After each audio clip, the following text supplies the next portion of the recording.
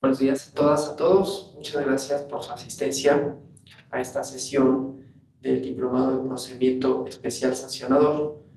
Vamos a ver la primera sección del módulo relativo a la libertad de expresión y comunicación política en el orden legal, constitucional y convencional.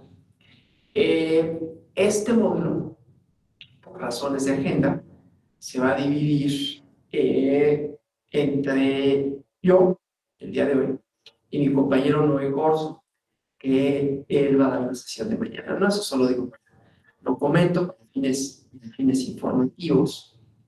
Voy a abrir acá la presentación a hablar de este tema. Vamos a iniciar con, vamos a iniciar con el,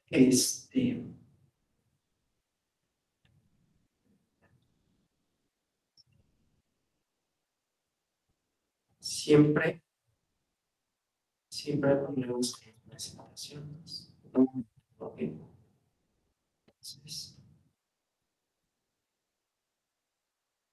vamos a empezar con un par de asuntos, uno nacional y otro internacional. A lo mejor ustedes escucharon alguna vez, alguna vez escucharon, hace ya varios años, un asunto que tenía que ver con un poema contra la bandera nacional. No sé si alguno de ustedes alguna vez escuchó esto. Un asunto bastante controvertido que resolvió al final la Suprema Corte de Justicia de la Nación. El poema maldito le llaman. Voy a contar el caso, luego les cuento el otro caso en Chile, y a partir de estos dos vamos a ir definiendo la libertad de expresión, los órdenes discursivos que abarcan, la historia un poco de la libertad de expresión como concepto y como derecho y sus alcances, ¿no? Entonces, primer caso es el de el poema contra la bandera nacional. Un poeta de Campeche, Sergio Bitz se llama, escribe un poema que en su momento se discutía si lo iba. Sí, eso, mira, los problemas de audio en el aula no se han resuelto, tienen que ver con la conexión de internet, son constantes y yo no puedo hacer, la verdad es que no puedo hacer mucho. Y cuando digo mucho, no puedo hacer nada. En realidad, ya se ha reportado, pero yo lo único que puedo hacer es decirles, cuando me comentan, pues que estamos conscientes de que de pronto el audio es eficiente, pero pues, no hay nada que hacer, es la red de aquí, de la escuela. Entonces no hay algo que yo pueda hacer. Bueno, entonces les decía, a ver si se puede hacer un cambio.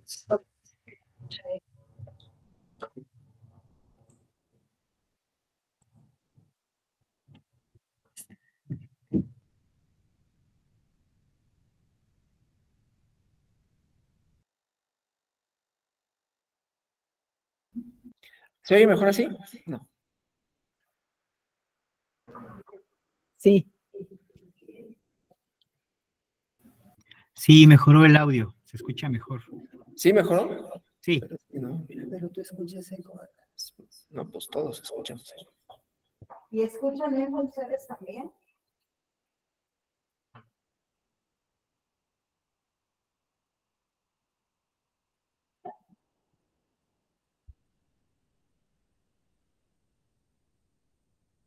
A ver, así.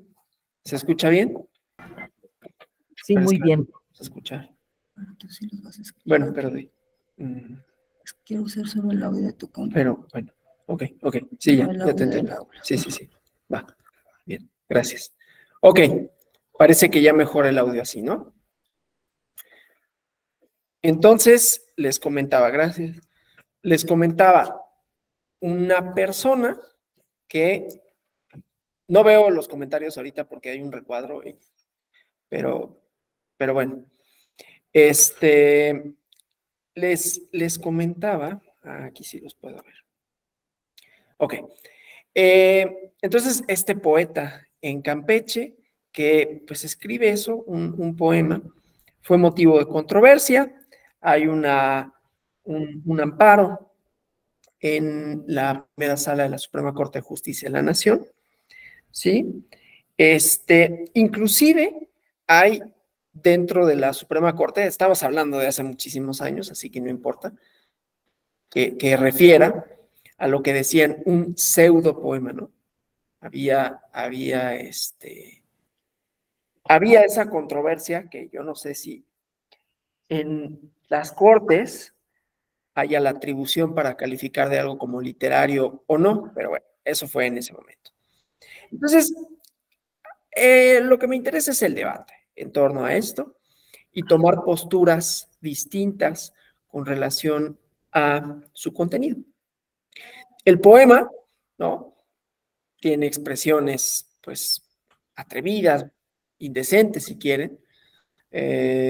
Por ejemplo, decía, lo voy a leer y conste que solo estoy leyendo un poema, no es de mi autoría, solo lo estoy leyendo para efectos didácticos.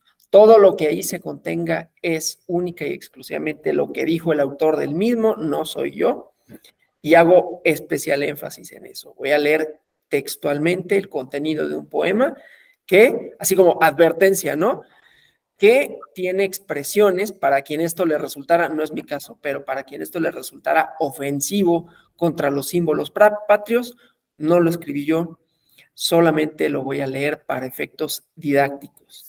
Entonces dice, yo me seco el orín en la bandera de mi país, ese trapo sobre el que se acuestan los perros y nada representa salvo 3 colores y un águila que me producen un vómito nacionalista o tal vez un verso López Velardiano, de cuya influencia estoy lejos. Yo, natural de esta tierra, me limpio, me brinco una palabra con la bandera y los invito a hacer lo mismo. Verán a la patria entre me brinco esa palabra, de un poeta. No lo leí todo porque hay 2 palabras ahí que prefiero no decir, pero bueno, el chiste es que, pues, podría haber con una discusión literaria y decir si es o no un pseudopoema, si es antinacionalista, ¿no? Pero, pues nosotros en primera no estamos en el campo de la poesía, para fortuna o desfortuna, estamos para hablar de la libertad de expresión. Y desde luego, pues en todo caso en la Suprema Corte, pues tampoco es un espacio para hacer opiniones, para dar opiniones estéticas, ¿no? Creencias, convicciones patrióticas. El caso, pues, es que en 2004, en enero de 2004, llegó a la Suprema Corte. ¿Por qué?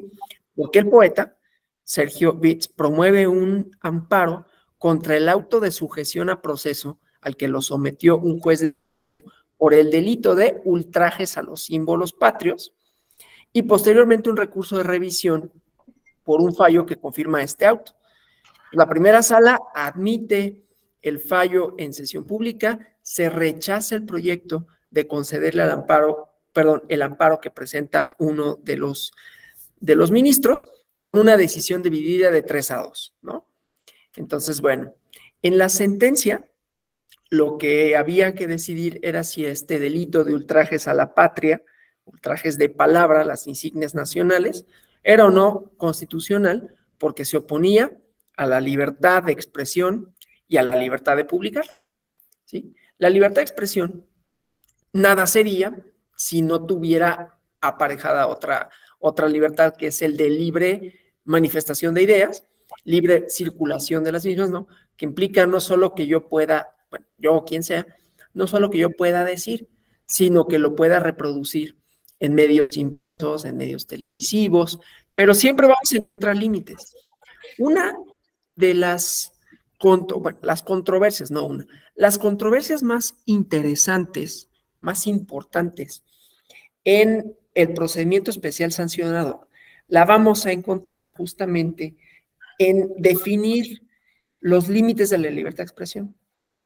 Ya lo sabrán, o tal vez no, voy a levantar tantito, ya lo sabrán o tal vez no, pero en el procedimiento especial sancionador se conocen, o podríamos hacer una matriz, se resuelven tres tipos de cosas, ¿no? Se conocen los límites de sujeto, los límites de tiempo y los límites de contenido en los mensajes relativos a la propaganda político-electoral. Y eso supone una serie de limitantes. Si volvemos a tiempos, sujetos y contenido, encontramos primero tiempos. Las limitantes son relativamente sencillas, ¿no? Relativamente, porque luego hay que definir esos tiempos en cuanto a sus límites. Los conflictos jurídicos siempre están en los límites, ¿no? No en aquellas cosas que claramente están por fuera de ellos. Tiempos. Actos de pre-campaña y actos anticipados de pre-campaña y campaña.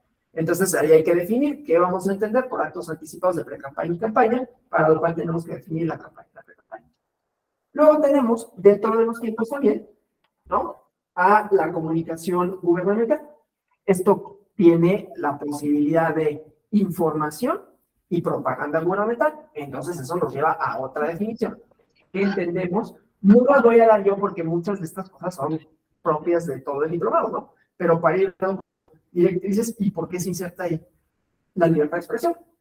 Entonces, la comunicación gubernamental o la propaganda gubernamental, que son los gobiernos comunican información y también la propaganda, entonces hay que definir información. Y entenderemos propaganda, pues todos aquellos actos tienen por objetivo posicionar las acciones del gobierno, ¿sí? Hablar acerca de las acciones gubernamentales, y la información será aquella que sea necesaria para alcanzar fines colectivos y cuyo objetivo no es posicionar al gobierno, sino hablar de las acciones que éste toma en materias de protección civil, en materias educativas, en materia de turismo y en materia de sanidad, de manera tal que en los tiempos electorales vamos a tenerles una limitante, artículo 41 constitucional, a la posibilidad de que los gobiernos, es decir, los tres niveles gubernamentales, puedan comunicar de sus estrategias educativas, posicionar al gobierno desde ser propaganda, lo cual quiere decir que pueden ser propaganda tiene límites, y también lo conocemos aquí en el PES, ¿no? ¿Cuáles son los límites de esa propaganda? El no uso de recursos públicos, tanto en su vertiente material para recursos humanos, ¿no? O sea, su vertiente de materialmente utilizo recursos, imprimo, no se puede, imprimo folletos con propaganda político electoral en una oficina de gobierno, uso indirecto de públicos, además, ¿no? Por poner un ejemplo. O utilizo mi personal, lo tuve yo no, pero quien lo tenga personal a cargo, para llevar a cabo actividades político-electorales para posicionar de manera indebida a alguna candidatura, funcionario, ¿no? Esos son límites, el no uso de recursos públicos. Pero aquí se cruza con algo importante que tiene que ver tanto con la propaganda gubernamental como con los actores, como con los... En la mal lograda, y así, mal lograda, y porque la Corte de Justicia de la Nación determinó que no podía surtir efectos, que no podía publicarse con ley y aplicarse con ley, la mal lograda reforma electoral, antecedida de una reforma a la Ley General de Comunicación, establecía la posibilidad para que funcionarios públicos pudieran, en uso de la libertad de expresión, por eso me interesa, en uso de la libertad de expresión, pudieran hacer explícitos sus apoyos, pudieran inclusive ir con eventos político-partidistas, ¿no? Hubo actos materiales que fueron materia, para la redundancia, de controversia en la declaración de validez de la revocación de mandato. El apoyo explícito por parte de funcionarios y funcionarias, no solo ejercicio, sino a uno de sus dos posibles resultados, o el sentido del voto. Y entonces, reformas, el plan B, que en principio era una consideración constitucional, el artículo 3º de la Ley General de Comunicación, y después el plan, tenían esta redefinición amparados en la libertad de expresión para la posibilidad de que sujetos y tiempos se reformularan de manera tal que se acotara la definición tanto de actos anticipados de pre-campaña y campaña, como la participación de funcionarios y funcionarios públicos, solo limitando a estos a no utilizar recursos públicos. Es algo que ha estado mucho en este gobierno. No lo digo para mal ni para bien, solo lo digo como una característica y por lo tanto una controversia. El presidente de la República en las conferencias mañaneras dice, por ejemplo, cuando responde, si lo que hace es responder o no, yo voy a utilizar ese término. Cuando responde a ciertas formas de opinión, a ciertos reportajes, dice, estoy haciendo uso de mi libertad de expresión. Entonces, aquí solo para decir, ¿no?, que en el procedimiento especial sancionador, ya decía, nos importa el tiempo, sujetos y contenido, pero eso no quiere decir que todos los sujetos y que todos los tiempos sean los mismos para efectos de la libertad de expresión. Y que la libertad de expresión, entonces, cuando tiene que ver con sujetos, tiempos y contenido, para efectos del PES, hace distinciones por sujetos, contenidos y tiempo. Entonces, va a haber sujetos que tengan su libertad de expresión limitada respecto al tiempo, respecto al contenido y respecto a sí mismos. ¿Sí? Bueno, entonces, ese es el tema, digamos, central en cuanto hacia la libertad de expresión y el PES. Aquí no estamos hablando, en el caso específico que estoy tratando de libertad de expresión, de esos actos, esos sujetos y esos momentos, sino de una cosa mucho más amplia que tiene que ver con un ciudadano que escribe un poema con una intención literaria y con alguna intención ahí crítica o no, y que fue perseguido por manifestar sus ideas, ¿no?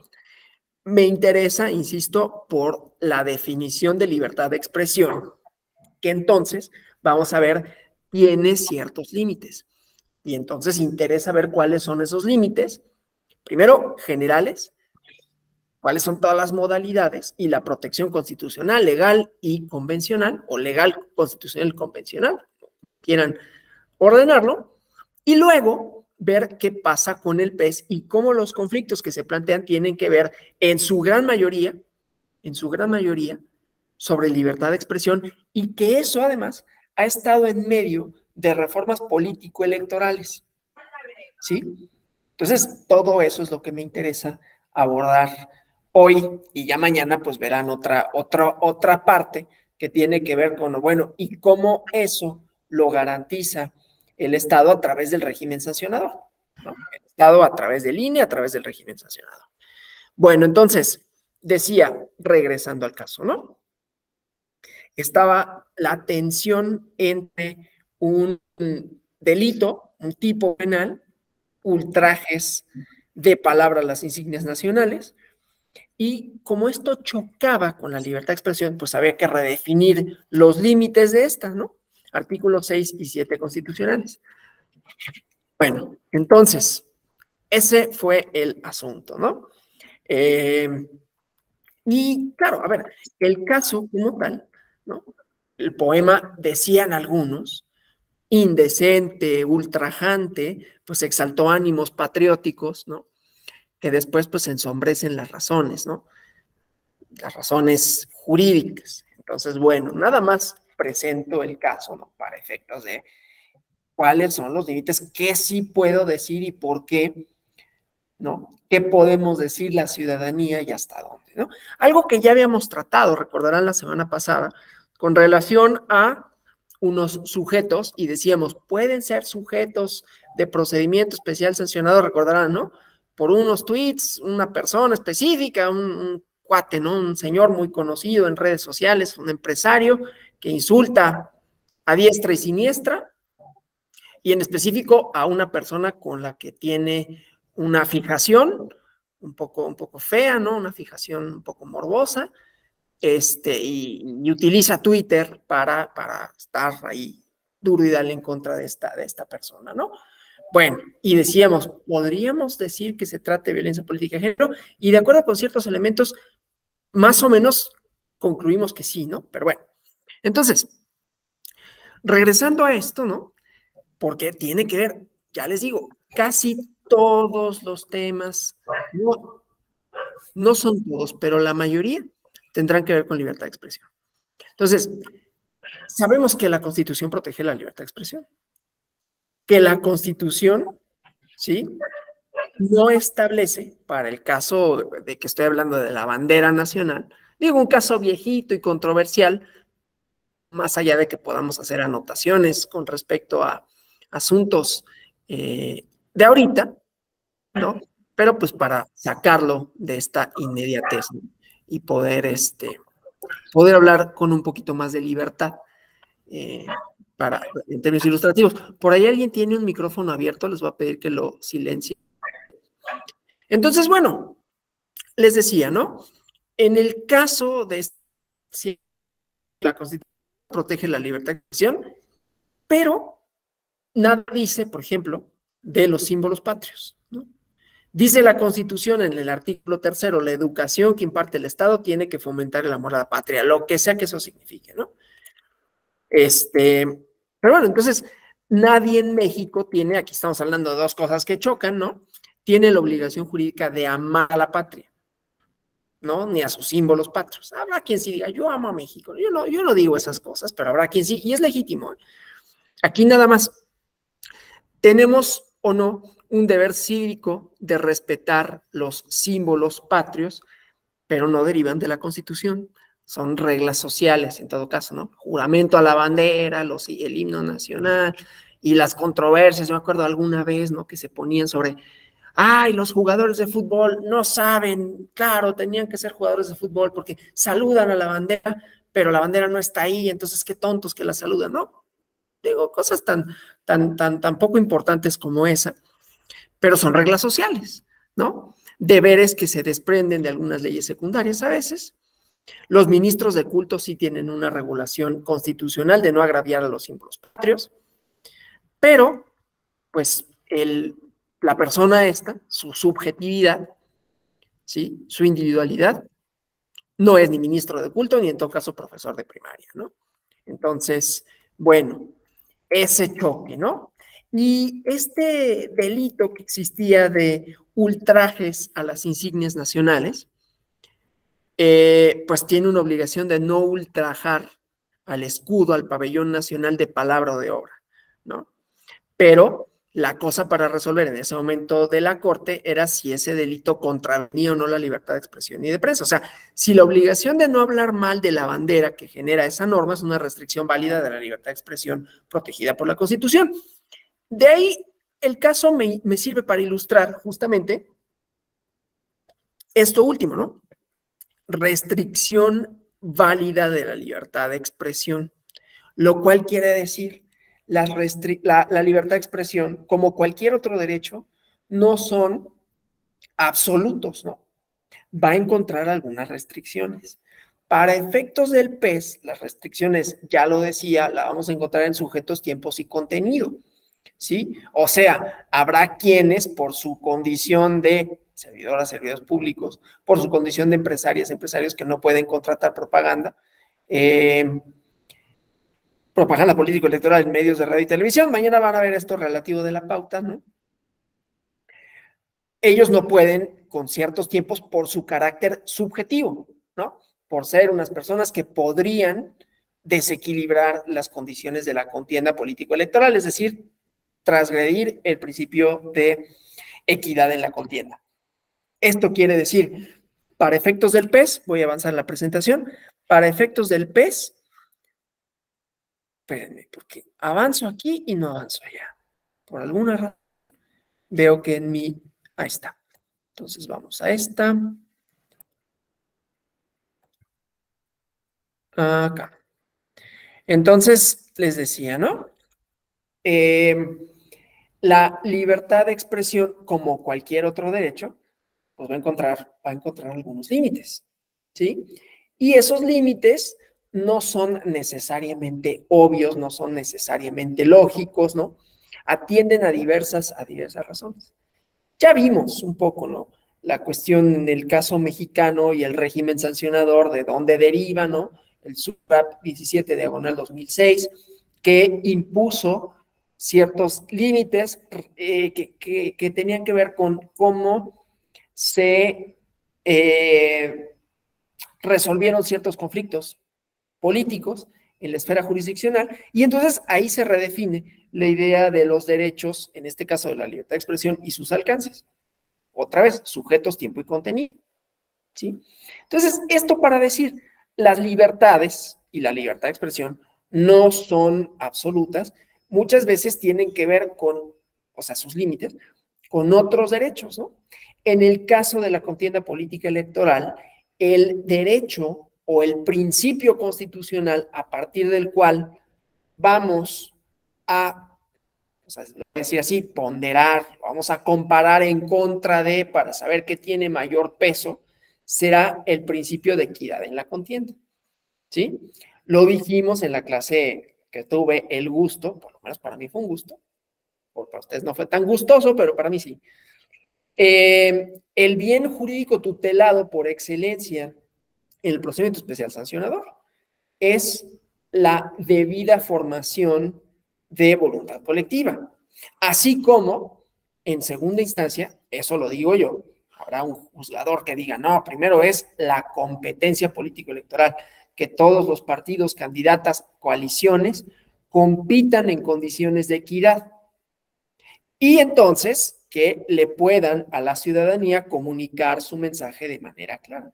Yo diría, sí, pero primero, que la formación de voluntad colectiva, es decir, el proceso mediante el cual la ciudadanía decide por qué opción política votar y por qué, esté libre de influjos que no sean la propia propaganda de los partidos políticos, que tengan la misma posibilidad de mandar su mensaje sin que haya intermediaciones indebidas, ¿no? ¿Cuáles son intermediaciones indebidas? Aquellas que no dependen de las propias reglas políticas, que garantizan que todos tengan las mismas posibilidades materiales de responder a los mensajes. Se alteran esas condiciones si hay un gobernante, una funcionaria pública, etcétera, que utilizando la plataforma de ellos que le da su encargo, manda un mensaje. Y también lo habíamos dicho, ¿no? Y esto no quiere decir que así sea universalmente. En Estados Unidos lo resuelven de otra manera, ni siquiera es problema. Y les puse el ejemplo, vamos hablando bien de Hillary Clinton 7 días antes de la contienda electoral y mal de Trump. Y no hubo problema, no hubo proceso sancionador, porque tienen otra historia. Entonces, si hay que decirlo, ¿no? La materialización, las ideas en cómo se resuelven las controversias, no son nada más jurídicas en sentido estricto, no es nada más la aplicación de la norma.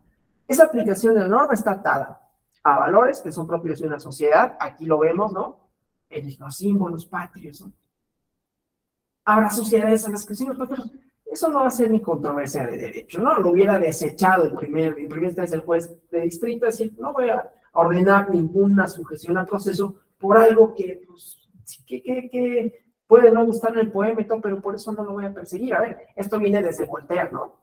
Voltaire en la Revolución Francesa, que hay una cita que luego se le atribuye también a Diderot, que es, puedo no estar de acuerdo con lo que dices, pero defenderé tu derecho a decirlo hasta con mi vida también, romantizando esa parte, pero está bien, ¿no? Así son las frases pegajosas, ¿no? Bueno, entonces, esto para decir, van a chocar con otros principios, con otros derechos, y dependen tanto del contenido jurídico como de valores. Y esos valores no están en ningún lado.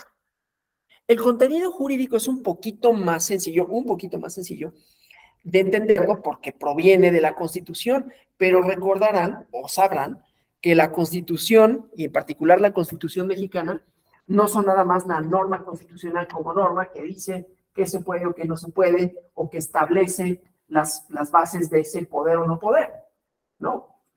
Sino que tiene principios.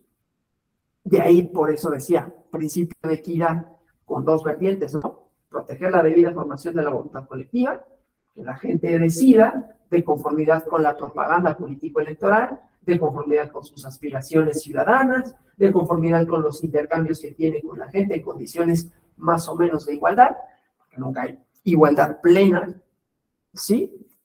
Y no con influencias externas, como pueden ser los gobiernos, como pueden ser factores económicos, es decir, empresas multinacionales, transnacionales que tengan algún interés en interferir en el resultado político electoral, porque ellos pueden redundar en un beneficio que sea ajena inclusive al interés colectivo, ¿sí? Entonces, pues por ahí va la onda, ¿no?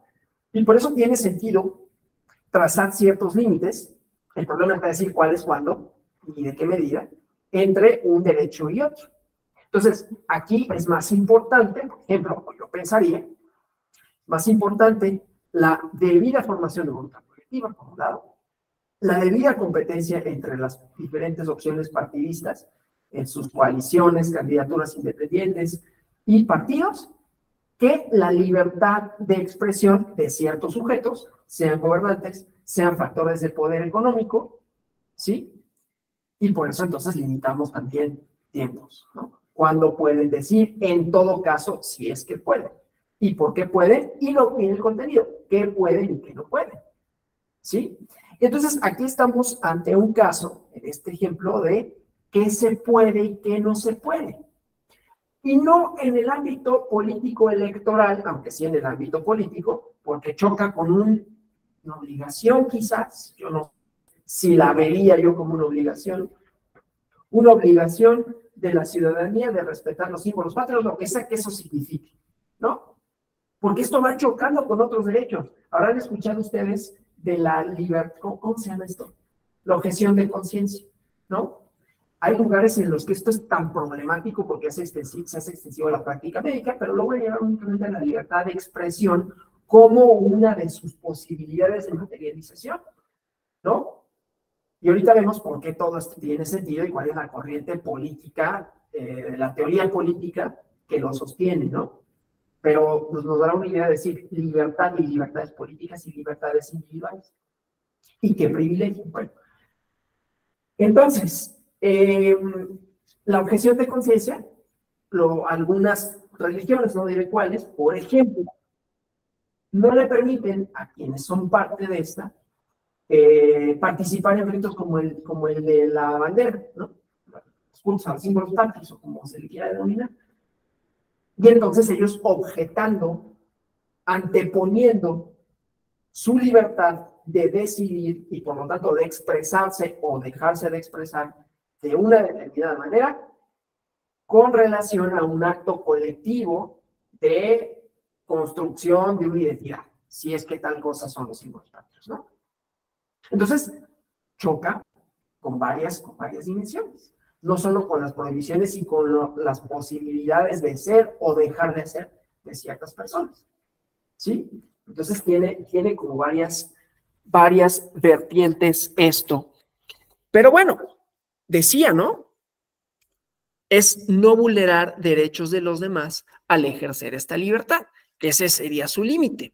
Y entonces tendríamos que ver cuáles son los otros derechos que en todo caso contendrían igualmente derechos que se opondrían a esta libertad de expresión.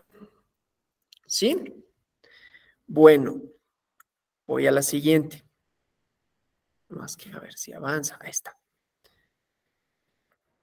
Voy a la siguiente, y aquí es la parte convencional, ¿no?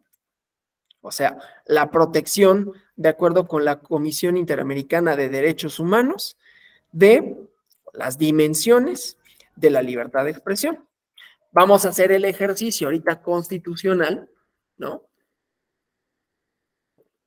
Constitucional y convencional de las dimensiones, porque entonces, de conformidad con lo que hemos dicho y a partir de la problemática presentada con sus diferentes materializaciones en el modelo de comunicación política mexicano, decimos, la libertad de expresión es un derecho que tiene especial importancia para las personas en lo individual y para la sociedad en su conjunto, pero tiene límites, por un lado, y por otro lado, es sujeto de constantes amenazas o violaciones.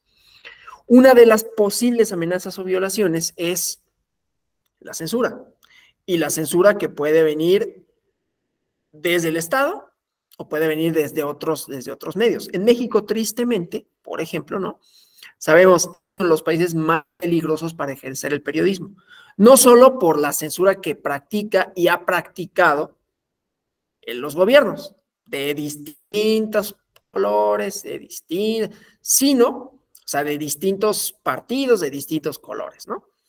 Y de distintas formas, unos de una y otros de otra, pero que al final significan lo mismo, sino, por ejemplo, el crimen organizado, ¿no?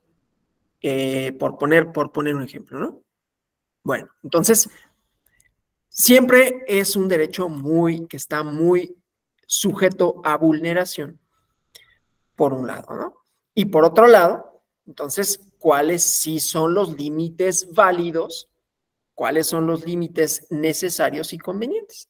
Para el caso de la materia político-electoral está más o menos claro, porque ya decía, ¿no? Lo vamos a comparar, lo vamos a ponderar, lo vamos a sopesar, ¿sí? En función a la vulneración que pueda tener el proceso de formación de voluntad colectiva y de la competencia político-partidista en condiciones de equidad. Bueno, entonces, la interpretación sistemática y funcional del artículo primero, en sus párrafos segundo y tercero de la Constitución, vemos, ¿no? Dotar de contenido a las normas relativas a los derechos humanos y que estos se tienen que interpretar de conformidad con la Constitución y en tratados internacionales en acatamiento de dos principios, ¿no? Pro persona y progresividad. De acuerdo con estos, las autoridades en el ámbito de su competencia tienen la obligación de incrementar el grado de tutela de la promoción, respeto, protección y garantía de los derechos fundamentales. Estos parámetros de interpretación debemos de considerar igualmente los instrumentos internacionales, los estándares de buenas prácticas que reconocen los organismos internacionales, siempre y cuando orienten la actividad de quien interpreta la norma para ampliar los derechos humanos que se contienen en esta, ¿no? Para mayor protección de la dignidad humana. Entonces, en materia de derechos humanos que protegen de manera preponderante la libertad de expresión, está el Pacto de Derechos Políticos y Civiles en su artículo 19, la Convención Americana sobre Derechos Humanos en su artículo 13, ¿no? Que protegen el derecho de difundir ideas, investigar, recibir informaciones y opiniones de cualquier índole y por cualquier medio, y en la Constitución artículos 6 y 7, ¿no? El reconocimiento, para hablar un poco de las funciones de la libertad de expresión, ¿no? El reconocimiento de la dignidad de las personas supone que toda persona tiene la capacidad suficiente para desarrollar ideas de manera autónoma. Eso es importante. Yo aquí hago un apunte, ¿no? Yo les dije Diderot, Voltaire, ¿no? O sea, personas que en su momento se preocuparon por la autonomía de la persona. Si les interesa un poquito más profundizar en esto, pues está el texto de Isaiah Berlin, dos conceptos de libertad, ¿no? La libertad negativa y la libertad positiva. Una de las cuales, la libertad positiva, es la capacidad de autogobernarse, de autodeterminarse, ¿sí? Fuera de influencias externas, más o menos, ¿no? Entonces, bueno, con esta capacidad para desarrollar ideas de manera autónoma que le permiten proyectar un plan de vida determinado y llevarlo a cabo, el pensamiento libre tiene un sentido pleno cuando se expresa de alguna manera, ¿no? Cuando se exterioriza y adquiere la dimensión de libertad que se opone al poder que podría restringirla, ¿sí? Y entonces la libertad de expresión se convierte, en el complemento teórico de la libertad de pensamiento y en un segundo eslabón de una amplia cadena de libertades. Es una concepción individualista, ¿no? Y desde esta inicial concepción que se tiene de la libertad de expresión, se pasó a una de carácter social. Por eso estamos hablando de la configuración de una voluntad colectiva, ya no son los individuos. Se extiende a toda la sociedad, ¿sí? Y en unos inicios se pensaba que se configuraba como un medio de control del poder del Estado. Digo en unos inicios porque esto habría que reformularlo. Los estados no son ni los únicos ni los más poderosos actores políticos que hay en las democracias o en las conformaciones políticas contemporáneas.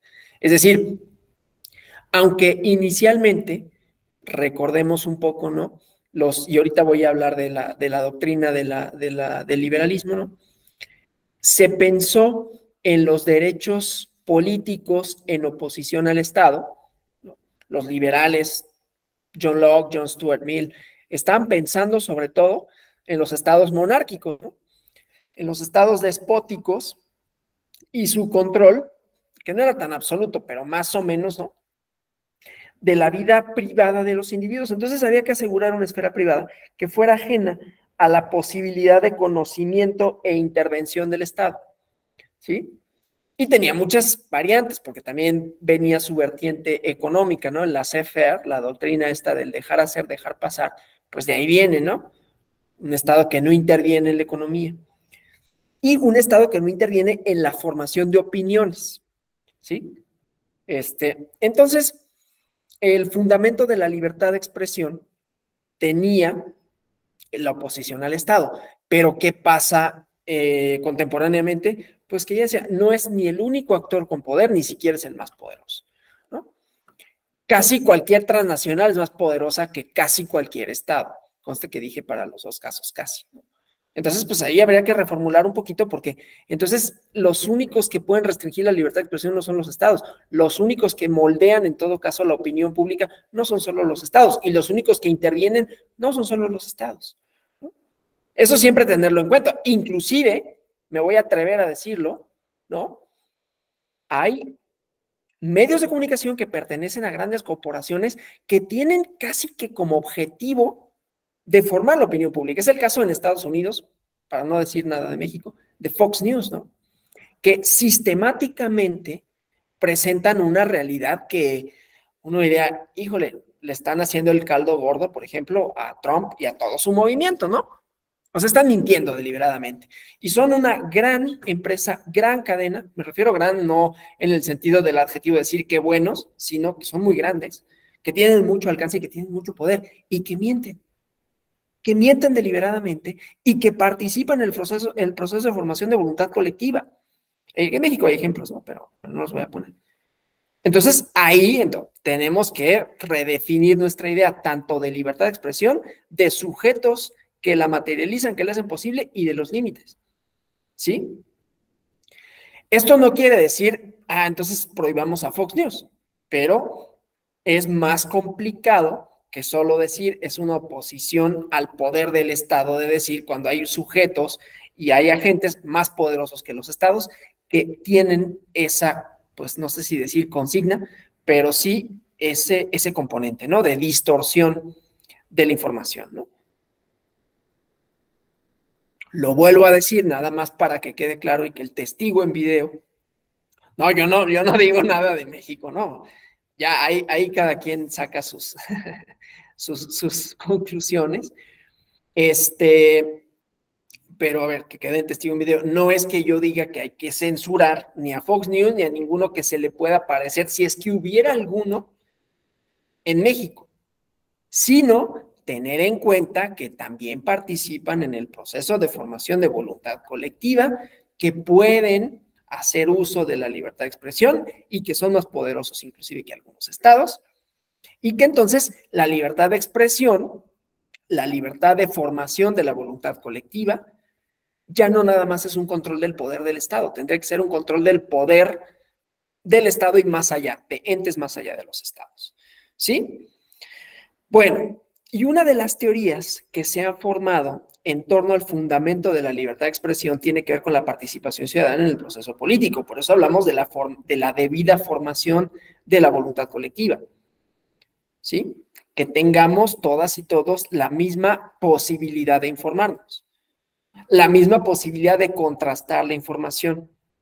La respuesta a la pregunta, en todo caso, bueno, pero ¿qué hacemos? Dado que ya dijiste, ¿no? Que no se le va a restringir a Fox News y a sus análogas, ¿qué hacemos? Bueno, está la pedagogía política, ¿no? Que eso suena así como muy carta de buenos deseos. Está la posibilidad de formar ciudadanía, de contrastar información y de que haya pluralidad, en todo caso, mediática. Pluralidad que no es igual a que haya muchos no garantiza pluralidad, ¿no? Puede haber 100 y todos dicen lo mismo, entonces no es plural.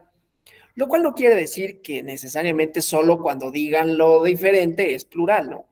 Pero bueno, o sea, porque entonces plural, pues entonces que algunos digan que la Tierra es plana y eso ya es plural, ¿no?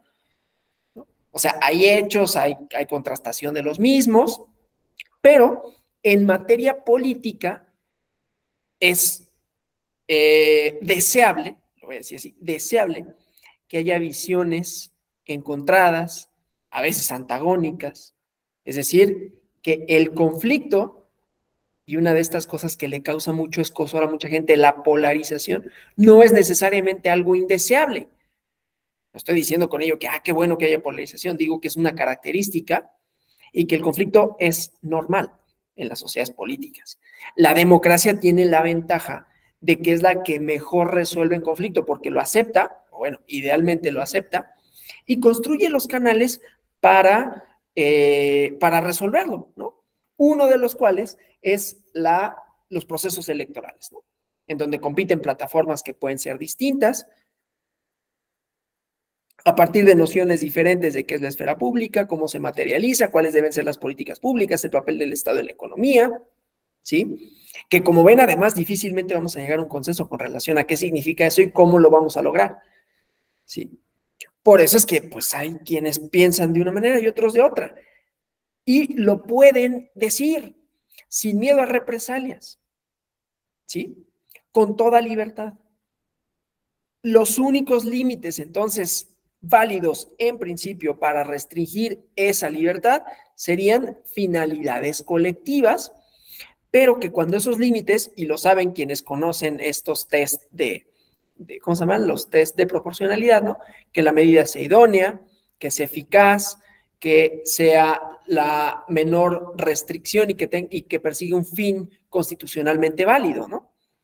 Y entonces podemos decir, bueno, si es una restricción, que si bien es una restricción, tiene una finalidad colectiva, es el medio más idóneo y está fincada en un principio constitucional. Todos estos los cumplen las restricciones en el modelo de comunicación política, que está un poquito mejor resuelto. Digo un poquito mejor porque no está exenta de conflicto, ¿sí? En cuanto a tiempo, sujetos y contenido. Pero bueno, se resuelve un poco mejor que el ejemplo que les puse. Y ahorita voy a otro ejemplo, ¿no? De un caso chileno y una película, ¿sí? Que restringieron y hubo un pronunciamiento de la Corte Interamericana de Derechos Humanos. Vamos a ese ejemplo, ¿no? Aquí, ¿cómo vamos? ¿Vamos bien? ¿Comentarios, preguntas que desean formular? Digo, el micrófono está abierto todo el tiempo, pero si hubiera alguien que deseara comentar algo ahorita, pues adelante, o formular, como les decía, alguna pregunta, ¿no? Sí, José Guillermo Báez. Hola, maestro, ¿cómo está? Buenas tardes, Hola, nuevamente, bien. un gusto saludarle. Gracias. Pues sí, maestro, también acá estamos en México, aparte pues estamos en libertad de expresión, con mucho más razón hay que manifestar acá en México qué está pasando con ciertos medios de comunicación que efectivamente han atentado durante mucho tiempo con la comunicación política. Para buena fortuna, la reforma del 2007 le quitó grandes millones de pesos a las grandes televisoras, que originó precisamente el debate a la reforma al artículo 6.7 constitucional respecto a la libertad de expresión, al derecho de réplica, a razón de esa intromisión de medios de comunicación para dejar de influir en las preferencias políticas durante muchísimos sexenios en la opinión pública de los mexicanos. Y de la misma manera, entonces, ahorita tenemos este problema con Loret de Mola y varios de ellos, hay que decirlo. A lo mejor a muchos compañeros no les podrá parecer, pero pues es el derecho que tenemos de visualizar muchos, si usted me lo permite a título personal, de verificar si efectivamente en el ámbito de su libertad de expresión, a través de un medio de comunicación, pudiéramos encontrarnos en que se les esté coartando su libertad de expresión o que tengan una verdadera intromisión en los procesos electorales, y más ahora que estamos a días ya de iniciar el proceso electoral en México. Gracias, doctor, un gusto. Gracias a usted. Sí, efectivamente la reforma de 2007 tuvo esa intencionalidad, producto del conflicto de 2006, que todos o la mayoría de nosotras recordamos, ¿no? En donde hubo una intervención tanto de personajes públicos, gubernamentales, como de personajes públicos empresariales, organismos empresariales. Y ahí está en la sentencia, ¿no? En la resolución para declarar la validez de la elección, está reconocimiento de las intervenciones ilegales, y entonces le quitaron el monopolio de la venta de los tiempos político-electorales o de los promocionales en radio y televisión a las televisoras como bien concesionado del Estado. Y entonces pasó esta facultad al INE, ¿no? Que distribuye los tiempos de conformidad con la pauta, la regla del 70-30, ¿no? En ese momento, ustedes, si lo vieron, se acordarán, y si no lo vieron, véanlo, porque hay mucho material en YouTube. Algo de lo que acusaban, y ahí estaba López Dóriga, me acuerdo López Dóriga con un suéter rosa, casi al borde del llanto, que decía, digo quién, porque ahí está, o sea, es público, ¿no? No tengo nada en contra de nadie, yo no lo conozco, nunca lo he visto, desde luego no sabe quién soy y no creo que le importe mucho, pero bueno, ahí estaba, ¿no? Al borde de las lágrimas diciendo que esto era el último clavo del ataúd, no lo decía así, pero casi, para la libertad de expresión en México, y también Javier Alatorre decía casi lo mismo, ¿no? Y luego ya todos los comunicados, Pati Chapoy también decía lo mismo, ¿no? Utilizaban las plataformas de un medio concesionado por el Estado, es decir, de un bien público, para hablar, pues, de los intereses empresariales que, pues, iban a dejar de recibir un montón de dinero por contratación de promocionales, que además la contratación de promocionales, a partir de esta, bueno, un poquito más adelante, se convierte en una causal de nulidad de la elección, igual artículo 41 constitucional, ¿no? Una de las 3 causales que prevé la Constitución para anular las elecciones es la contratación de tiempos político-electorales por medio de los partidos o por un tercero, ¿no? Entonces, límites a esa libertad de expresión cuando se trata de un bien público como es la debida formación de voluntad colectiva. Y por eso es que yo decía, y muchas gracias al comentario del compañero José Guillermo, que ese es el bien jurídico tutelado por excelencia, porque ese fue el origen, ¿no? Para evitar situaciones análogas a 2006, pues que ciertos actores no pudieran decir, ciertos actores no pudieran contratar, y un régimen que lo hiciera eficaz.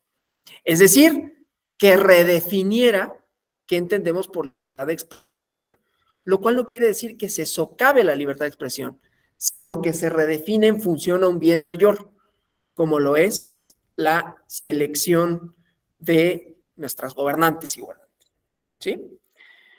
Y entonces, lo único que se hizo fue, les quitas esa facultad de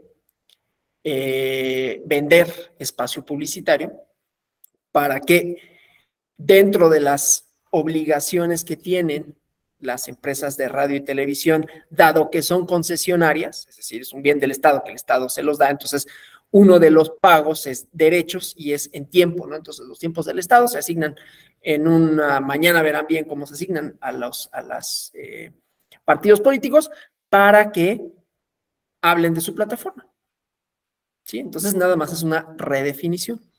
Bueno, entonces eso en el caso mexicano, ¿no?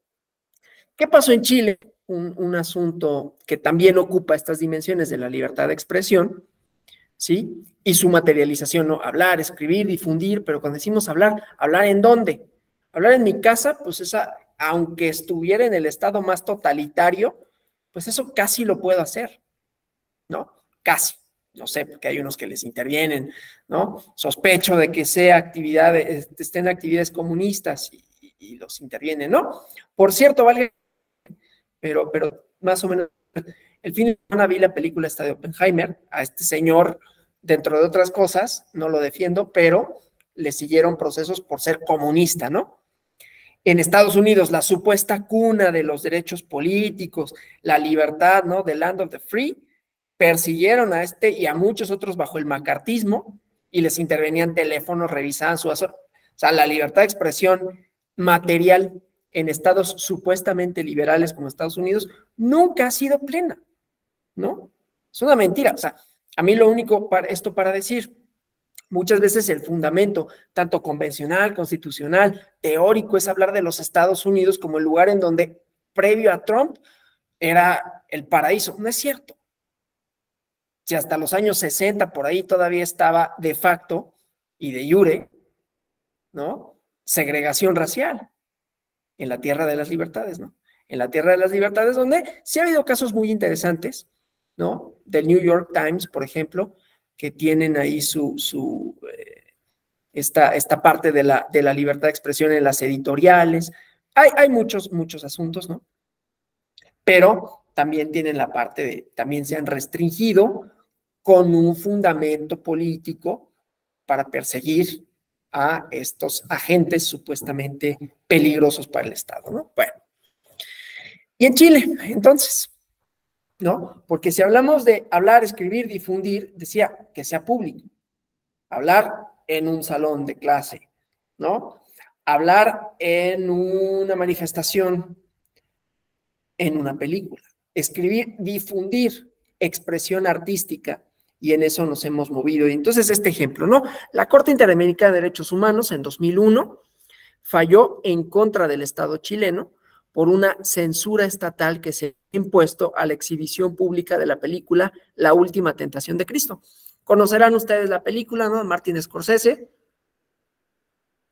Y bueno, la comisión estimó que la decisión de la Corte de Apelaciones de Santiago, que luego había confirmado la Suprema Corte, de prohibir la exhibición de esta película, porque se basaba, fíjense, límites a la libertad de expresión, en una supuesta afrenta a la honra de Jesucristo y la Iglesia Católica. Eso decía la Corte, no lo digo yo. Y esto, de acuerdo con la Corte Interamericana de Derechos Humanos, vulneraba el derecho de la libertad de pensamiento y de expresión que todo Estado que ha suscrito la Convención Interamericana de Derechos Humanos debe no solo promover y respetar, sino que obliga a todos los estados parte de la convención a adecuar su ordenamiento jurídico interno para que se garantice efectivamente ese derecho. ¿Sí? Claro, este fallo en Chile, no solo nada más fue en el ámbito jurídico, sino que tiene implicaciones sociales importantes, ¿no? La censura previa, ¿sí? Que su origen tiene como se remonta, en caso mexicano, ¿no? A esta facultad ahí que ejercía la Secretaría de Gobernación para que antes de que cualquier publicación saliera, ellos la pudieran revisar, ¿no? Y los vínculos que había, que son interesantes también, entre los medios de comunicación y el Estado, ¿no? Los medios de comunicación oficiales, no eran oficiales porque no eran del gobierno, pero que había esta relación de contubernio, ¿no? Uno de los pilares doctrinales en la concepción actual del Estado de Derecho es respeto a los derechos fundamentales, ¿no? Entonces, ¿por qué se ha dado la situación de que la libertad de expresión, siendo uno de los derechos más importantes en el contexto de las luchas sociales, tanto de individuos como de grupos minoritarios, siempre se relega a segundo plano, es vulnerada por los estados, vamos a decir, es vulnerada por otros organismos ajenos al interés público, ¿no? Entonces, bueno, la libertad de expresión tiene su historia entrecruzada con el liberalismo, ¿no? John Locke se refiere en su ensayo sobre la tolerancia, ¿sí? Que todas las opiniones deben ser toleradas, pero que el magistrado, el juez, la juzgadora, puede prohibir su ejercicio cuando éstas perturben al gobierno. Lo dice así, ¿no? Derivado ello de la limitación a la propia libertad que las personas pactan para el establecimiento de una sociedad política que proteja a su persona y sus bienes. El liberal estaba pensando en la protección de derechos individuales, ¿no? Que tenían preponderancia sobre otros derechos, ¿no? Entonces, así considerada, la libertad de expresión es clasificable como una de las libertades básicas del pensamiento liberal. Su delimitación gira en torno al objeto de esta, ¿no? O sea, es posible subdividirla. En el espectro de las ciencias sociales, no solo del derecho, podemos clasificar a la libertad de expresión, libertad de prensa, como vemos aquí, ¿no? Libertad artística, libertad de opinión y libertad religiosa. ¿Sí? El derecho de libertad de expresión correspondería, les había comentado, ¿no? A la libertad en términos negativos, como lo expone Isaiah Berlin en dos conceptos de libertad, ¿no? Dice, y lo leo textual, ¿no? En este aspecto, la libertad política es simplemente el espacio en el que un hombre, cita textual, puede actuar sin ser obstaculizado por otros. Luego, hay otras autores que adhieren al contractualismo liberal, como John Rawls, ¿no? Y no creen que en el estado de naturaleza existan derechos naturales, ¿no? El estado de naturaleza pensado más en términos rusonianos que hobbesianos, ¿no? Donde el estado de naturaleza es no la guerra de todos contra todos, sino una disgregación, ¿no? No hay una organización social. pero que hubiera derechos inherentes a las personas. Dice, no, sino que creen que hay una justicia procedimental pura. El procedimiento correcto define el resultado correcto, ¿no? Partiendo de la premisa de igualdad de las personas, ¿sí? Frente a este procedimiento, las personas poseemos ciertas capacidades humanas básicas, ¿no? Fuente de los principios políticos de una sociedad liberal y pluralista. Entre, dice Martha Nussbaum, ¿no? Destaca una capacidad de control sobre el propio entorno político, desprendiéndose la protección que se le debe otorgar a la libertad de expresión y de participación. Entonces, dentro del liberalismo, no es posible encontrar un consenso en torno al origen de la libertad de expresión. Puede ser un derecho natural, diría Locke. Puede ser la protección de las capacidades básicas de las personas, Rawls, Nussbaum, Martha Nussbaum, ¿no? Y parece desprenderse de toda visión liberal que la libertad de expresión tiene una importancia capital para que una persona pueda participar dentro de su comunidad, expresando deseos, creencias, preferencias u opiniones. Aunque no exista un consenso sobre su origen en la misma tradición que lo vio nacer, es posible definir este derecho en modo amplio, ¿no? Es el derecho basado en la libertad de cada persona de exteriorizar su propio pensamiento, ¿sí? Materializarlo no es tampoco tan sencillo, ¿sí? Porque entonces entramos a las definiciones de ciudadanía, ¿no? ¿Qué entendemos por ciudadana, ciudadano de manera contemporánea? Y resulta que nuestra definición de ciudadanía, que va transformándose, ¿no? Admite esto que ya les decía, ¿no? La divergencia y el conflicto. Entonces, va a ser prácticamente imposible llegar a una decisión única y última. O sea, siempre va a estar reelaborando. Siempre vamos a estar viendo controversias en torno al significado y alcance de los derechos, ¿sí? Bueno, entonces, el problema, pues, de las definiciones tan amplias pasa por la necesidad de encontrar una frontera, ya les decía, los conflictos jurídicos, lo interesante de los conflictos jurídicos están en las fronteras, ¿no? Una frontera entre lo que se protege y lo protegido, ¿sí? Entonces, la pregunta de lo que entendemos por libertad de expresión pasa necesariamente por responder si el derecho a la libertad de expresión protege la oportunidad de emitir una obra, opinión o creencia, o también protege en términos amplios a la obra, opinión o creencia. Y me interesaba la respuesta que da la Comisión Interamericana de Derechos Humanos a esta problemática, porque cuando resuelve lo de la última tentación de Cristo, contextualiza la noción de libertad de expresión, no solo como un derecho con una faz subjetiva típicamente liberal, sino como un derecho bifronte. La libertad de expresión posee más de una faz colectiva o social. Se traduce en el derecho y la libertad de buscar, recibir y difundir informaciones e ideas de toda índole. El juego propuesto de la libertad de emitir una opinión, en cualquier ámbito que sea, ¿sí? Y la libertad de recepción de dicha opinión por parte de la sociedad es el punto neurálgico, diría yo, ¿no? Para comprender que la importancia de este derecho es su carácter formal, ¿no? Y por ello es distinto a otros derechos fundamentales. En el derecho a la vida, por ejemplo, el derecho a la propiedad o el derecho a la libertad personal, el ejercicio de estos importa necesariamente su sustantividad. En cambio, en el derecho de la libertad de expresión, contenido y oportunidad de ejercitarlo se separan. Lo que se protege es la oportunidad, ¿sí? El contenido del derecho, la expresión que se intenta difundir, no debiera importar en el contexto teórico, ¿no? De una democracia procedimental pura, sino solo a quien difunde tales expresiones, ¿no? A menos que estas colisionen con otros derechos fundamentales, el honor, la honra, la vida privada, porque ahí también vamos a encontrar, ¿no? Distintos procesos, conflictos judiciales, que dieron a conocer información que no atañía, ¿no? Que no competía dar a conocer. Entonces, el órgano estatal vela por la resolución de conflictos intersubjetivos y decide si existe o no tal colisión. Entonces, ¿no? Esta desaveniencia Pregunto, ¿significaría que el contenido de la libertad de expresión importa?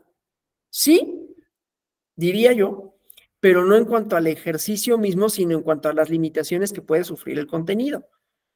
¿Sí? El derecho a la libertad de expresión se traduce en un derecho de orden participativo dentro del contexto social y multicultural, lo cual es importante, multicultural. ¿Sí? Ya reconociendo que existen diversas formas culturales que pueden ser antagónicas, que pueden ser diversas, que tienen la misma legitimidad. Pero entonces, si admitimos que es multicultural, ¿sí? Entonces vamos a admitir, vamos a problematizar la idea de la pluralidad de ideas, ¿no? Porque hasta aquí la doctrina liberal comete varios errores, siempre cometen errores. La doctrina liberal, a ver, no es casualidad, fueron John Locke, luego John Rawls, John Stuart Mill, puro John, ¿no?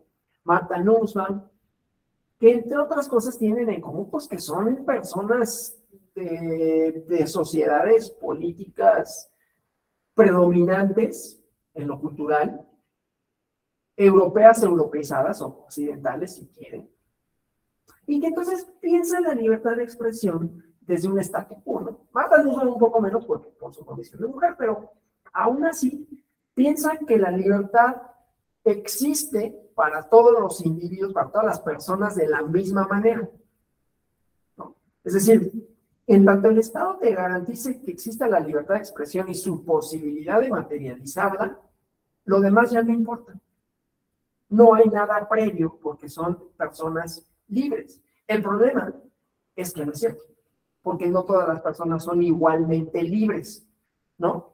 Es decir, la materialización de los derechos individuales, las libertades fundamentales de la ciudadanía, no han sido históricamente iguales para todas y todos, ¿sí? Apenas ahora se empieza a problematizar respecto de esto, ¿no? En el régimen mexicano, por ejemplo, cuando hablamos, y por eso cuando dije de pluralidad no significa que haya muchos, esa pluralidad en contenido. El régimen mexicano, fíjense, nuestra transición cometió ese error. Y no es casualidad, pues venía de la doctrina estadounidense, quienes la materializaron, pues estudiaron en las universidades estadounidenses y vinieron aquí a estudiar política pública. Es una crítica, pero no una crítica destructiva, no para decir que no sirve, sino para decir cuáles han sido sus limitantes. Y entonces, ¿qué pasaba? Libertad política era igual a pluralidad partidista, y pluralidad partidista igual al número de partidos políticos. Por ello no quiere decir que todos los partidos fueran iguales, porque había partidos comunistas que en su momento habían sido proscritos y que pudieron más o menos competir. Pero era una pluralidad, pues más bien a la liberal, digo más o menos competir, tampoco es que hayan competido en las mismas condiciones. Pero entonces, había un entendimiento de que pluralidad era igual a cantidad, ¿no? Es decir, en cuanto te garanticen un número de participantes, vas a tener pluralidad, porque eso significaría que entre ese número de participantes habría diferencias. Pero hay otro elemento, que la doctrina política contemporánea construida en Estados Unidos, y digo construida porque son ideas, no es nada que exista por sí mismo, ¿no? Construida en Estados Unidos en los años 80, 90, finales de los 80, principios de los 90, ¿con base en qué se construyó? Con base en la idea de que los conflictos políticos iban a tener nada más una vertiente electoral, ¿sí? Por eso se diseñaron sistemas electorales, por eso se diseñaron instituciones, porque pensaban que todo iba a ir por ahí. Escribieron El fin de la historia, ¿no? Fukuyama la publicó en esta Foreign Affairs, ¿no? Y era como de, pues mira, los conflictos ya vamos a prescindir de ellos, porque solo van a ser así partidistas, pero partidos que tienden al centro, ¿no? Partidos que más o menos buscan lo mismo, que se reparten el poder, y ahí se derivaron definiciones de democracia y definiciones de cómo alcanzarla, ¿sí? En donde el conflicto estaba ausente, porque el único conflicto pues era la campaña electoral, pero las campañas pues iban a ser así, ¿no? Como que contrastar opiniones que no eran muy diferentes entre sí, porque había un consenso en torno a lo económico, por lo menos, ¿sí? ¿Qué pasó? Que no es cierto. Que la realidad, como siempre, ¿no? Vino a decirles que estaban equivocados. Les voy a recomendar un libro, lo voy a escribir aquí en el chat, que yo encontré, todavía no lo he encontrado físico, pero encontré una primera versión en Google Reads que se llama Vivir en el fin de la historia, aquí lo escribo, y es lo que le sucedió a Albania, uno de los países que menor poder adquisitivo y que de manera más difícil vivieron el tránsito de comunismo a capitalismo, ¿no? Y que pues no les salpicó tan bien, digamos, esta parte, ¿no? ¿Por qué importa todo esto? Porque se constituyó un orden político, social, jurídico, en donde había una serie de definiciones básicas que orientaban el quehacer gubernamental, el quehacer de los estados y la definición sustantiva de los derechos, que en principio prescindían del conflicto. Y que les digo, esto duró bien poquito, ¿no? Duró lo que duró. En México hubo un proceso electoral, el de 2000. 2006, trono. Afortunadamente para nosotros, en lo político electoral, conste, en lo político electoral, lo estoy restringiendo a lo político, sí tuvimos la buena fortuna de que los tribunales constitucionales y la doctrina de los derechos humanos y la doctrina, la metodología jurídica para resolver conflictos, no fue restrictiva en cuanto a la interpretación de los derechos. Y entonces por eso reconfiguramos los límites de la libertad de expresión con esas características, ¿no?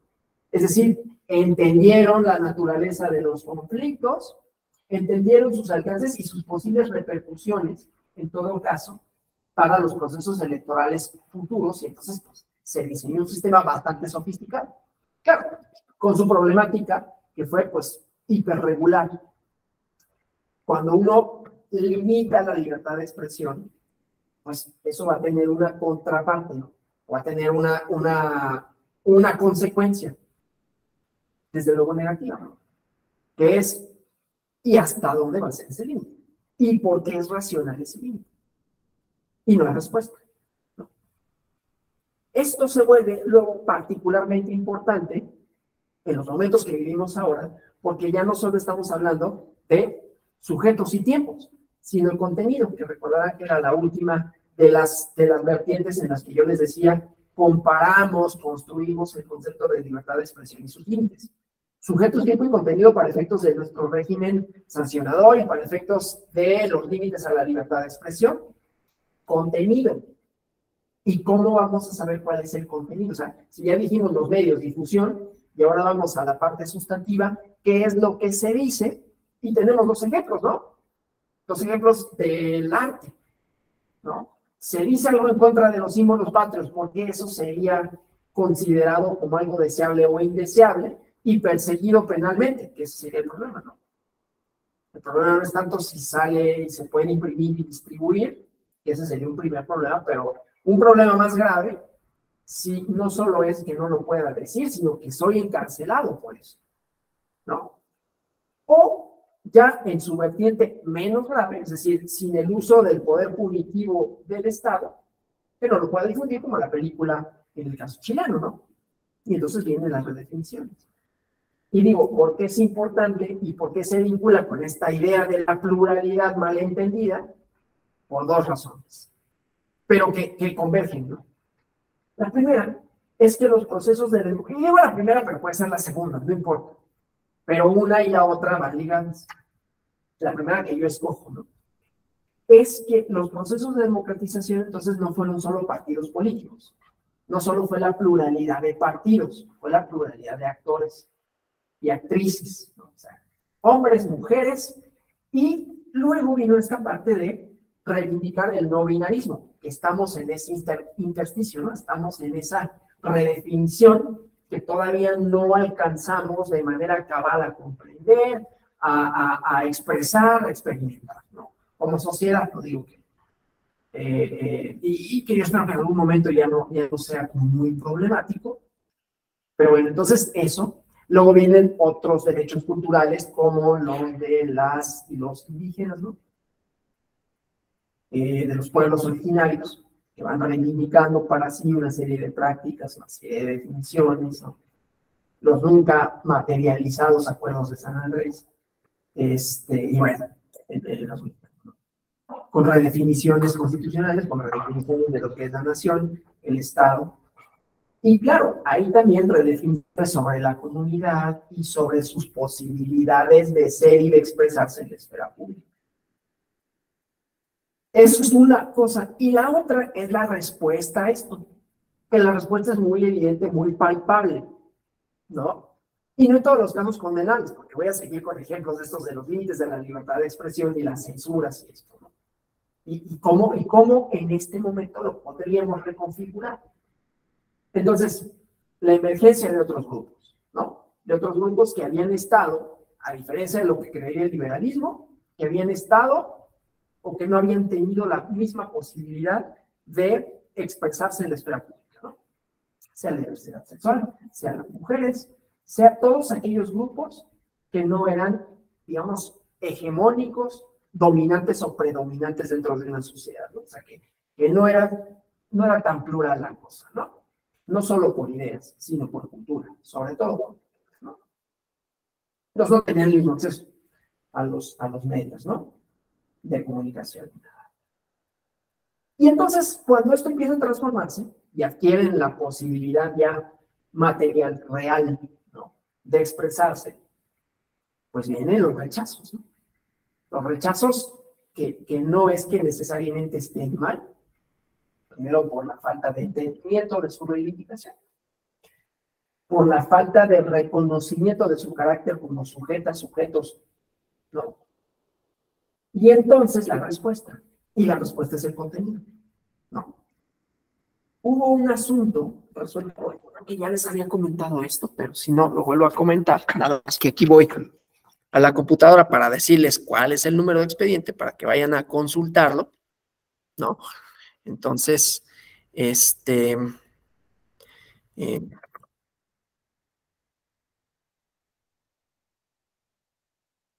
déjenme, les digo cuál es el asunto del PES, ¿no? Y de los mensajes. No fue votación dividida, luego vean los votos particulares, ¿no? Son sentencias, el subrep 324 diagonal 2021 y el subrep 376 diagonal 2021. Les voy a pasar aquí el boletín. Contenido. Entonces, ahí este asunto es interesante para ejemplificar este choque, ¿no? ¿Cuál es el choque? Actores políticos, partidos políticos con una ideología. Y hasta ahí no hay problema. Los partidos políticos tienen ideologías. Qué novedoso, ¿no? Todo el mundo sabemos los partidos. Con una ideología conservadora, pues eso tampoco tiene nada de raro. A lo largo de la historia, esto lo digo, yo voy a estar testigo, sin hacer eco a ningún discurso político de ningún político mexicano que lo utilizara. Yo no lo estoy utilizando en los mismos términos, ni le estoy dando legitimidad a lo que dice, si es que lo ha dicho en algún momento, quien lo haya dicho cuando lo haya dicho, los términos que lo haya dicho. Conservadores y liberales. Es un pleito que viene en Estados Unidos, es un pleito que viene en Francia, ¿no? O sea, las supuestas, unas de los derechos humanos, de los derechos políticos. Ahí había esta controversia entre los monarquistas, podemos decirlo, los conservadores, ¿no? Güelfos y gibelinos en Florencia de Dante, ¿no? Pues eran estos güelfos que iban más hacia el Papa y otros iban hacia el emperador, ¿no? Bueno, es una controversia entre órdenes políticos y formas de representar y pensar en cómo debe de ser la acción del Estado, ¿sí? Y los límites entre quién tiene más poder y quién no. Entonces, en esta lucha, pues decimos, bueno, los partidos con ideología conservadora, nada nuevo. Lo que reivindican, nada nuevo. En la guerra de reforma, en la reforma en México, pues era esto, ¿no? El poder eclesiástico contra el poder civil, ¿sí? El imperio de Maximiliano, más allá de que si Maximiliano era más liberal, eso, pero era apoyado por un sector, nada nuevo, era un partido de ideología, que hay ideologías políticas y que las ideologías políticas más o menos, se puedan identificar desde dos perspectivas, ¿no? Derecha, izquierda, conservadores, liberales, etc. Nada, ¿no? Bueno, entonces hasta ahí no hay ningún problema en esa controversia. ¿Y qué es ideología conservadora? Va atada a una serie de principios en torno a la familia, etcétera, etcétera. Nada nuevo tampoco. No, absolutamente nada. Ha estado en Italia, en 1946 discuten su nueva forma de gobierno, ¿no? Que si iban a conservar, si iban a seguir siendo monarquía o se convierten en república. Gana la república y con relación a eso hay reformas constitucionales que entre otras cosas transforman la idea de matrimonio y ya no lo hacen indisoluble como era la herencia bíblica, ¿no? Indisoluble vínculo entre hombre y mujer, le quitan indisoluble y entonces se puede el divorcio. Transforman las instituciones jurídicas, transforman las relaciones entre personas y transforman los derechos desde otra perspectiva y entonces el conflicto se resuelve de otra manera. ¿Sí? Pues acá es lo mismo. Entonces tenemos la libertad de expresión de partidos políticos conservadores que tienen una ideología y una idea de familia. Nada nuevo. Y hasta ahí, pues dices, pues bueno, ¿cuál es entonces el problema? Ninguno, pues el problema sería de voto, ¿no? O sea, pues que voten por quienes busquen esa alternativa y que no voten por busquen esa alternativa. Algo muy parecido, ¿no? Estamos hablando de libertad de expresión, ¿no? De partidos políticos con ideologías determinadas, ¿no? Algo muy parecido a los medios de comunicación. Aquí en México les da mucho miedo, por muchas razones, definirse a los medios de comunicación. Entonces uno medio tiene que intuir cuál es su línea editorial. En Estados Unidos, y consta que no lo pongo, por ejemplo, que sea deseable, simplemente lo pongo, por ejemplo, porque así sucede allá. Ya les dije, inició la cuna de la libertad, estaba la esclavitud, estaba el régimen en los años bien entrado el siglo XX y seguía habiendo diferencias entre personas de color y no, y la sigue habiendo, ¿no? Y producen monstruos como el que tuvieron el presidente y que puede volverse a tener. Entonces, no es que sea ejemplo de nada, pero resuelve su conflicto de manera distinta con la de Obama, que puede decir, voten por Hillary Clinton y voten por ese loco. Y así, y no pasa nada. Y entonces, otra de las cosas que pueden hacer sus periódicos y que hacen es el llamado endorsement, que es cuál es mi línea editorial y a qué candidatura acuerdo como medio de comunicación. Yo no digo que sea deseable para México, solo digo, aquí no lo hacen y ya lo tienen pues bien resuelto. No, aquí no lo hacen. Entonces, ¿por qué importa? Porque decía, la libertad de expresión muchas veces atada a ideologías, ¿no? Ideologías políticas en torno a qué debe hacer el Estado, cómo lo debe hacer, inclusive qué se entiende por libertad de expresión y hasta dónde, que eso es a lo que voy.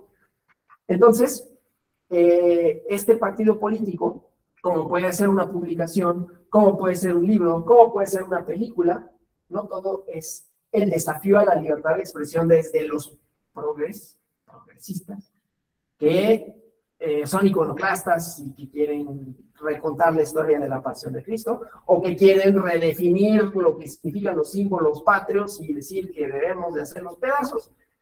También puede ser una película conservadora. De ahí el problema, en todo caso, también es de un hasta dónde. Así como acá, ¿no?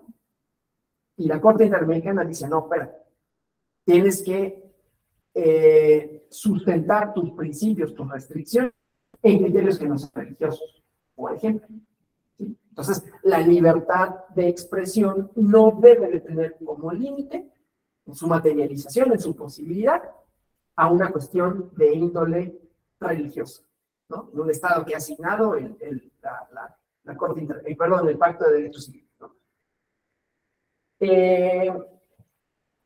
No debe ejercer la censura previa. En todo caso, que sea esto, ¿no? La población la que defina, y por eso me refería a los periódicos, ¿no?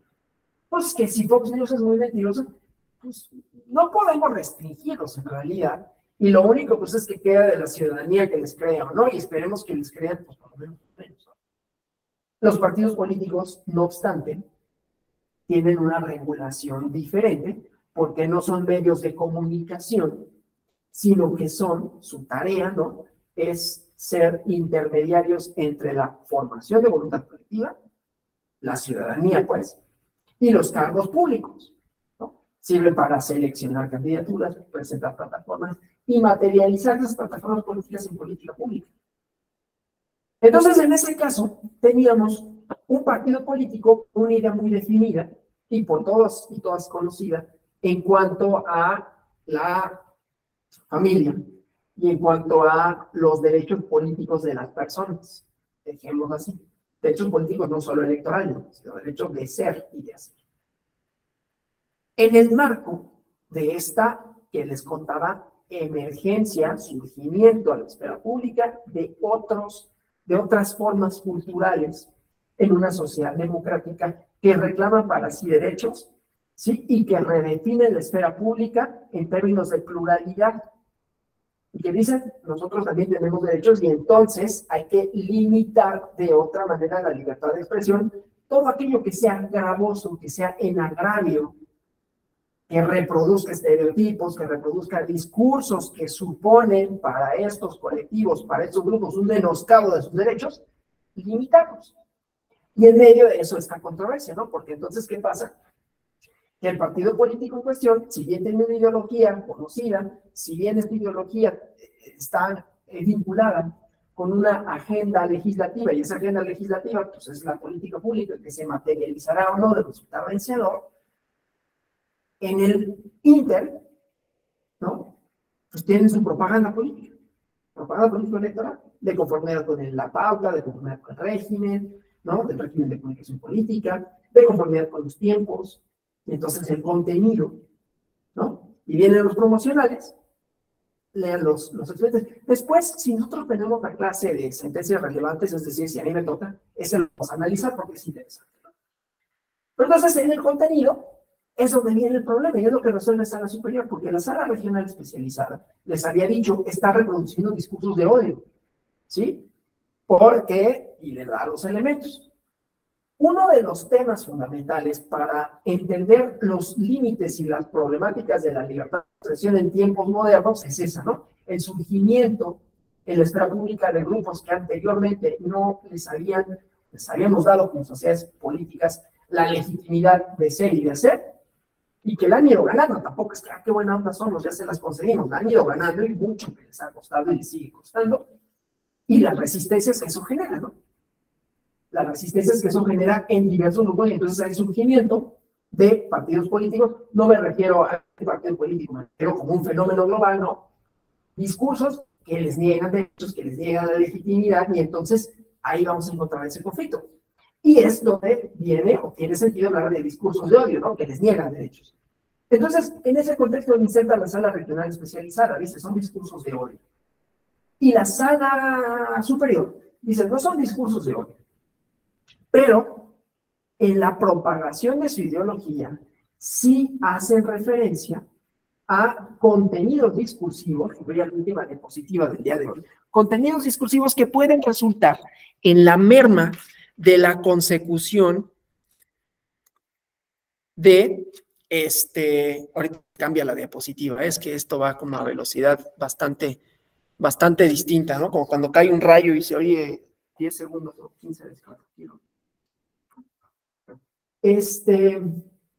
Entonces, esta posibilidad, ¿no? De los partidos políticos de decir su ideología no quiere decir que la forma en que la difundan sea legítima en todos los casos, porque no debe de reproducir estereotipos que supongan el menoscabo de derechos para grupos vulnerables, ¿sí? Pero tiene un voto particular. Y el voto particular es interesante porque es más bien la idea de los límites de la libertad de expresión y las consecuencias que eso tendría, ¿sí? Y entonces, bueno, los discursos, ¿no? Los discursos públicos, las prácticas de significación, en principio, están todas protegidas por la libertad de expresión, independientemente de su contenido. Y esto, de la mayor o menor aceptación social y estatal con que cuente, ¿sí? Es una presunción general de cobertura de todo discurso expresivo, la neutralidad del Estado ante los contenidos y garantizar que no hay personas, grupos y ideas que estén excluidos a priori del debate público. El problema viene, otro de los grandes problemas, y con esto no estoy diciendo que la solución sea prohibir, sino que el problema, cuando no se ciñen todos los actores al debate democrático. Y el problema está definido, como en este caso, ¿no? ¿Por qué sería democrático o no? ¿Y cómo sería democrático? Y en México, más o menos, ¿no? Más o menos, pero van surgiendo, ahí está Javier Milei, lo habrán escuchado, ¿no? En Argentina, ahí está Vox en España, ahí está ya Giorgia Meloni en Italia, políticas públicas, discursos, que ya no son nada más ideas que se vierten en la opinión pública, ¿no? Y que forman una consideración con relación a la esfera colectiva, sino que se materializan en política pública que excluyen a grupos. Y luego lo más paradójico de todo es, y le pasa a Trump ahorita, ¿no? Hay una serie de procesos judiciales en su contra. Lo paradójico de esto es que, ¿no? La respuesta es, me están persiguiendo. Es decir, están reivindicando la legitimidad de poder excluir y cuando se les señala se dicen excluidos. ¿Sí? Y es paradójico, porque entonces, ¿qué hacemos? ¿No? Ya dijimos, la solución no es prohibir, porque entonces atenta contra la libertad de expresión.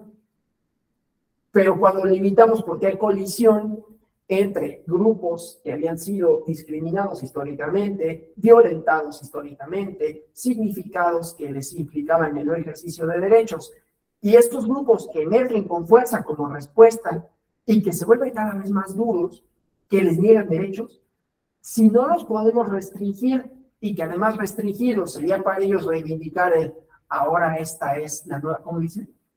Es la nueva resistencia, ¿no? Ahora lo políticamente incorrecto es lo verdaderamente revolucionario, ¿no? O sea, lógicamente no se sostiene, pero política electoralmente tiene mucha legitimidad, mucha fuerza, ¿no? Entonces el problema es qué hacemos. El problema es cómo redefinimos esa libertad de expresión cuando trastoca los límites de ciertos valores democráticos, y ahí estamos, ¿sí? Entonces, por eso hay que hacer estos ejercicios de ponderación, estos ejercicios de, a ver, siempre y cuando no haya exclusiones del debate público. Entonces, a pesar de todo, pueden no gustarnos, pero no los podemos excluir, ¿no? ¿Pero qué hacemos? ¿No? Y otra vez, la respuesta, pues, tendría que pasar por la pedagogía, ¿no? La dialéctica. Si somos habermasianos, diríamos, los derrotamos con argumentos, pero la verdad es que no los derrotas con argumentos. Ahí está Meloni, no la derrotaron con argumentos, ni la van a derrotar con argumentos. A Vox no lo van a derrotar con argumentos. Y a todas sus posibles manifestaciones no lo van a derrotar con argumentos. Entonces, sí es un desafío para la democracia en una idea de libertad de expresión, en una reconfiguración de los conflictos. Bueno, pues hasta aquí yo, pero no sé si haya preguntas, comentarios que desearan formular con relación a esto.